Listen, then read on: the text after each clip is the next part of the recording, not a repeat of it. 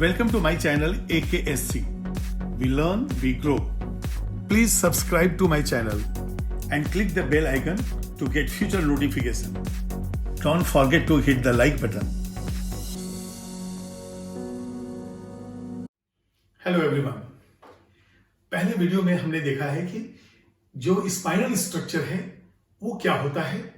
अब यहाँ पे इनवर्स स्पाइनल है, मतलब कुछ ना कुछ ऐसा है कि जो स्पाइनल स्ट्रक्चर है उसका उल्टा कुछ होने वाला है।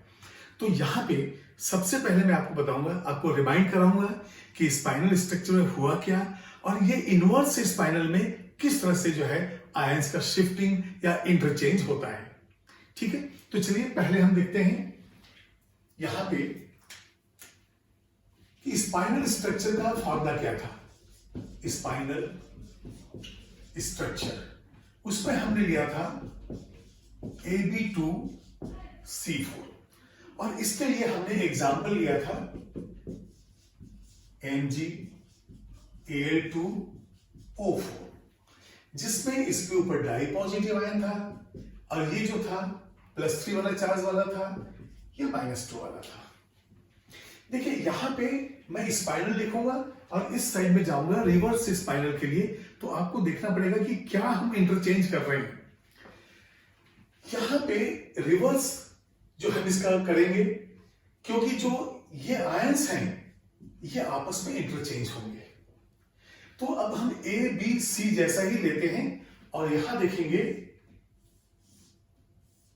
ये देखिए ये टेट्राहेड्रल वाइड है और इसमें जो A+2 है ये कितना था 1/8 × 8 = 1 था। याद कीजिए उसके बाद हमारे पास B है और ये B+3 ये 2 थे और ये 2 कहां थे, ½ × ऑक्टाहेड्रल वाइड और ऑक्टाहेड्रल वाइड्स कितने होते हैं 4, तो ये 2। इसका मतलब क्या हो गया, ये टेट्राहेड्रल वाइड है और ये ऑक्टाहेड्रल वाइड है। टेट्राहेड्रल वाइड होता है 8, ऑक्टाहेड्रल वाइड होता है 4। तो ये जो है A 1 है और B+3 वाले 2 है। इसके बाद नेक्स्ट हमारा आता है CCP। याद कीजिए C-2 C-2 C-2 C-2, तो यहां पे 1 × 4 हमारे पास 4 है। और ऐसे भी आपको मालूम है यदि मैं इसको यदि सीधे 4 ना कैलकुलेट करके ऐसा कर दूं कि 1/8 × 8 प्लस ½ × 6, तो ये कितना हो जाएगा, ये हो जाएगा 4। तो 1 × 4 का मतलब 1 2 3 4 है इसे, लेकिन ये 4 कैसे आता है 1/8 × 8 प्लस ½ × 6, ये CCP का स्ट्रक्चर हो गया। अब इनवर्स स्पाइनल में क्या होता है, ये ऐसा इंटरचेंज होगा, एक B+3 यही रहेगा और ये इधर आ जाएगा, A+ यहां से चला जाएगा। तो अब यहां पे मैं लिखूंगा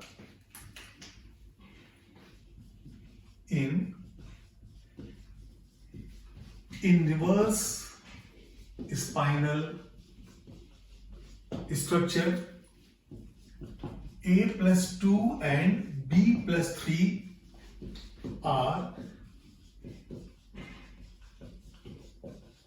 इंटरचेंज्ड। ये A+2 एंड B+3 जो है इनका इंटरचेंज होगा। और ये जो B है हमारे पास, ये देखिए A+2 जो है जो टेट्राहेड्रल वाइड में था वो कहां चला गया, ऑक्टाहेड्रल वाइड में। तो अभी काम करते हैं, इस अरेंजमेंट को फिर से वैसे ही हम बनाते हैं। ये देखिए ये हमारा है टेट्राहेड्रल वाइड, ये है ऑक्टाहेड्रल वाइड और यहां पे ये है CCP। जैसा मैंने कहा कि स्पाइनल भी जो है उसका उल्टा होने वाला है। ये A+2 यहां चला जाएगा और एक B+3 यहां आ जाएगा। सिर्फ एक, देखिए 2 है, इसका मतलब B+3 जो है टेट्राहेड्रल एंड ऑक्टाहेड्रल में इक्वली डिस्ट्रीब्यूटेड है।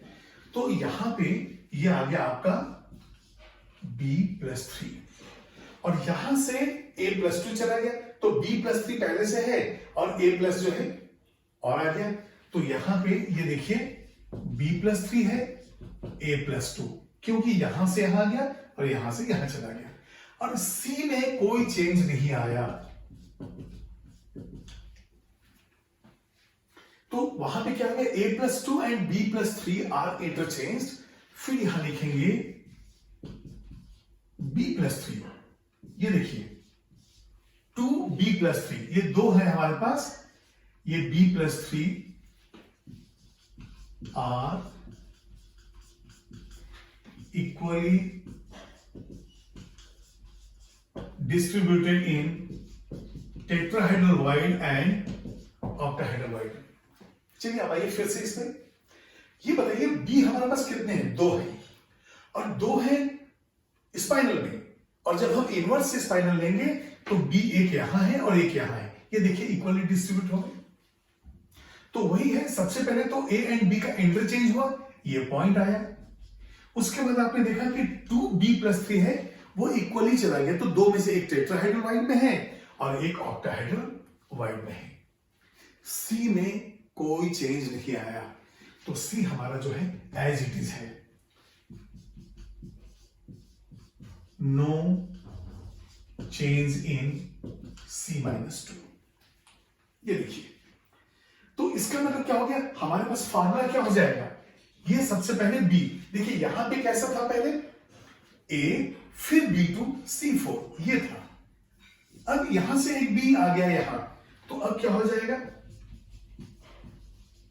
हमारा फार्मूला है B, और ये देखिए AB, ये AB दोनों है यहां पे, ये टेट्राहेड्रल वाइड हो गया, ये ऑक्टाहेड्रल वाइड हो गया, और जो C4 है वो एज इट इज है, ये बिल्कुल क्लियर है। तो इसके लिए एक एग्जांपल हम लेते हैं, और एग्जांपल है Fe3O4। अब Fe3O4 जो है वो होता है FeO डॉट Fe2O3, ये देखिए FeO डॉट Fe2O3, इसका मतलब हमारे पास क्या क्या चीजें हैं, यहां पे Fe+2 है, ये देखिए Fe+2 है, Fe+3 है, एंड टोटल -2 वाले कितने हैं, 4 है हमारे पास। तो Fe2 कहां चला जाएगा, Fe2 चला जाएगा यहां पे, Fe3+, ये देखिए Fe2+1 है, ये 2 है, और ये टोटल 4 है, तो यहां पे Fe+2 भी है और Fe+3 भी है, और यहां पे Fe+3 है, तो ये जो Fe3O4 है वो हो गया इनवर्स स्पाइनल स्ट्रक्चर। ये क्लियर है आपको, फिर से देखिए आप, ये +2 यहां पे हो गया, तो इसका मतलब मैं एक काम ऐसे करता हूं, यहां पे मैं लिख देता हूं Fe+3, ये देखिए चला गया, और जैसा आपको मैंने बताया कि जो +3 वाला चार्ज वाला आयन है वो इक्वली डिस्ट्रीब्यूटेड है टेट्राहेड्रल एंड ऑक्टाहेड्रल में, यहां पे दोनों ऑक्टाहेड्रल में था, अब यहां पे दो में से एक इधर है, इस तरह से, ठीक है। अब हमारे पास Fe+2 एक है, वो Fe+2 जो +2 चार्ज वाला जो टेट्राहेड्रल वाइड में था, अभी आ गया ऑक्टाहेड्रल वाइड में, तो ये देखिए Fe+2 हो गया, तो यहां पे +3 और ये +3 एंड +2 दोनों हो गए, और यहां तो -2 है ही। अब देखिए टोटल ऑक्सीडेशन स्टेट कितने हैं, -8, और यहां पे 2, 3, 5 एंड 3, 8, तो इस तरह से ये बैलेंस हो गया, तो ये 2 को ही हमने डिवाइड कर दिया और Fe+2 को इंटरचेंज किया, तो ये था इनवर्स स्पाइनल स्ट्रक्चर। बस एक बार कंपेयर कर लेते हैं हम लोग, A+2 B+3, ये जो है स्पाइनल का है, वहां पे ये इंटरचेंज हो गया, अब ये देखिए यहां पे चला गया, ये यहां पे चला गया, ये एज इट इज है, तो यहां पे हम क्या देखते हैं, टेट्राहेड्रल वाइड है जिसमें कि 1/8 ऑफ टेट्राहेड्रल वाइड +2 वाला है, यहां पे +3 वाला 1/8 इंटू, ये देखिए 1/8 इंटू 8 इज इक्वल टू 1 है, और यहां पे देखिए Fe+3 1 है, Fe+2 1 है, और यहां पे टोटल ये 4 है, इसलिए हमारा जो फार्मूला होगा ये हो जाएगा B, ये हो जाएगा AB, और ये हो जाएगा C4। एग्जाम्पल हमारे पास क्या है, Fe3O4 जिसमें +2 भी है और +3 भी है, वो जो +3 है वो दोनों डिवाइड हो गया, एक इधर एक इधर पे, तो ये आपका जो है एग्जाम्पल के साथ इनवर्स स्पाइनल स्ट्रक्चर कंप्लीट होता है।